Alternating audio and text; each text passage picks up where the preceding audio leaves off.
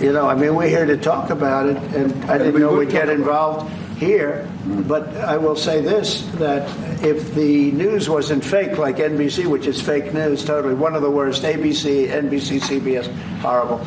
But if they weren't fake news like this jerk that we have here, if we had real reporters, they'd be covering it. But the fake news in this country doesn't talk about that.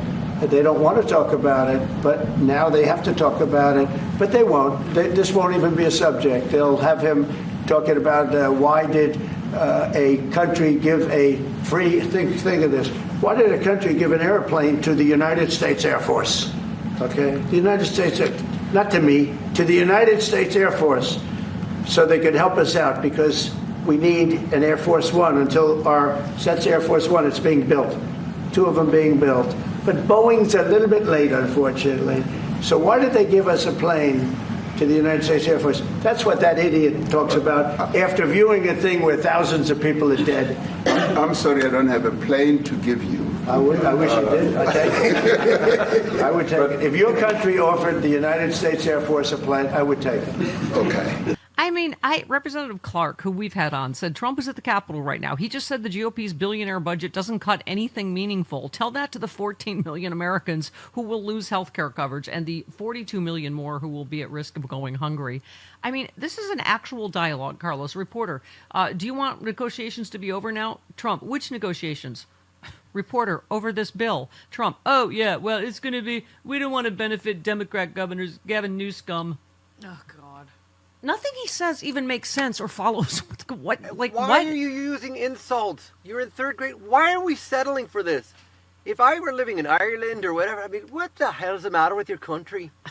How did that jockhole get to be president? Speaking of California, how about this one? Trump, if we had honest elections, I think I would have won California. I would have won New York. No. I think I even would have won Illinois. No.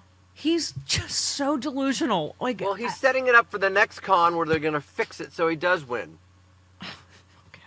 All right. If he doesn't win, it's not honest. If I didn't get a par 3, after 7 strokes that you saw me take, then something's wrong. This golf course is not built right. You had 7 swings, Mr. President. My ex used to always say about this, just complete invertebrate liar we knew.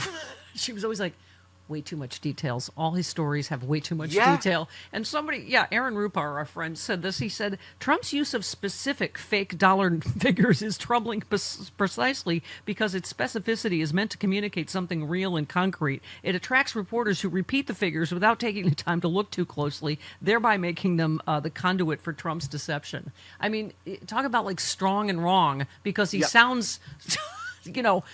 convincing, but it's just everything out of his mouth is a lie. It's made up. These numbers are just like, wait, what? Mm-hmm.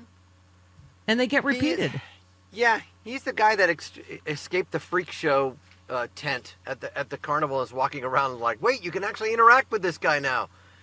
And again, this whole week was like rampant tornadoes, people getting killed in the Midwest, and the stories about Biden and covering up his cancer. What is the media doing? Yeah. Another, by the way, LaGuardia, another, what do you call it, a near runway collision. It's just, okay. He was at the Kennedy Center saying tremendous amounts of money have been spent here to little effect. I don't know where they spent it. They certainly didn't spend it on wallpaper, carpet, or painting. Yeah, because that's what the Kennedy Center is about. He also touted his recent trip to the Middle East being credited as maybe one of the most successful visits anyone has ever made any place. Right, for you. It was a business trip for him. Mm-hmm. Then he went on to say, progress is being made. I had a little conversation with a nice gentleman named Vladimir Putin. A nice gentleman. A former KGB who tortures people. And by the way, Stephanie, speaking of the Kennedy Center not being decorated very well, I'm going to do this. I'm signing an executive order that all the golden arches from McDonald's, the place where I love, they're going to be made with real gold.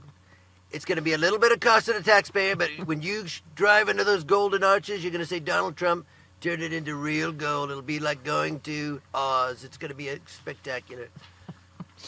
All right, in my not helping stack before we go, because you and I have gotten into this, you've made a number of brilliant analogies. Don't stand up in the lifeboat. Yep. Save the hive. Yep.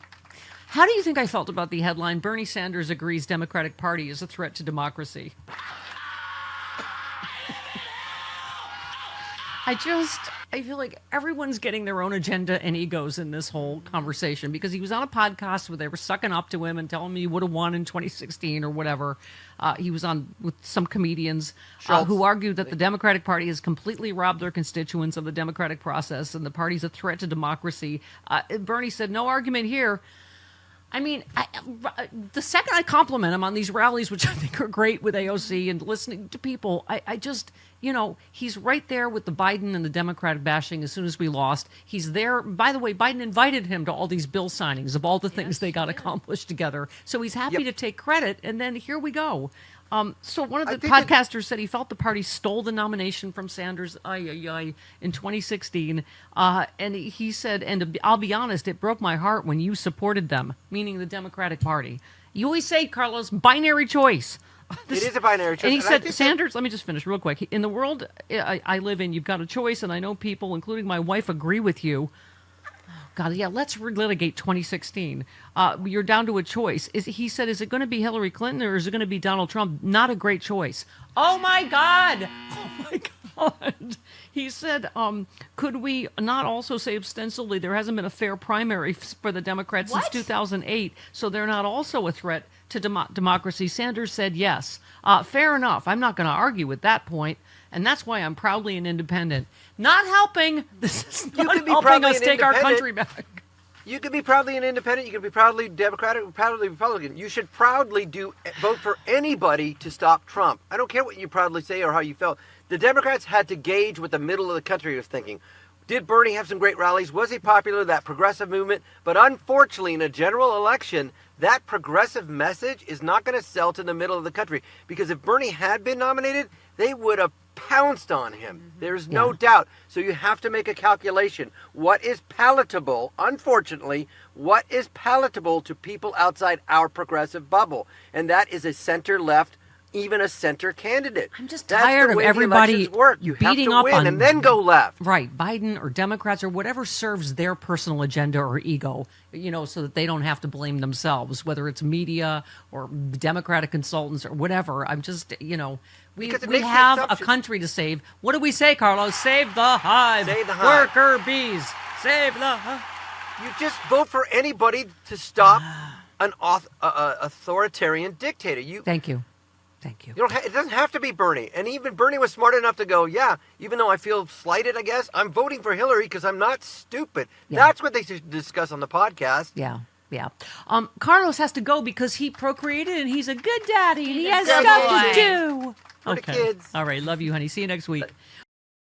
Oh, hey there, it's Stephanie Miller. If you're like me and you love sharp political insight, pointy, you like it pointy and sharp, bold opinions, and a touch of humor to make sense of these crazy times, have I got some fantastic news for you. The Political Voices Network is now on Substack. This is your new go-to for the best in independent media. We're talking about my show streaming daily with episodes on demand, the fearless of journalism of Brian Karem, the brilliant side-splitting satire of John Fugelsang, the unrelenting working class advocacy of Rick Smith, and so much more. Here's the best part. Subscribing is so easy. You can join for free or go to the extra mile. Support these incredible independent voices by signing up for a full subscription starting at just $8. You'll get access to exclusive content, behind-the-scenes insights, and a chance to directly fuel fearless, unfiltered media. So what are you waiting for? Head on over to politicalvoicesnetwork.com. Hit that subscribe button and become part of the movement keeping truth alive in an era of corporate media overload. Every subscription helps, especially yours. One more time, that is politicalvoicesnetwork.com. Sign up now. Do it.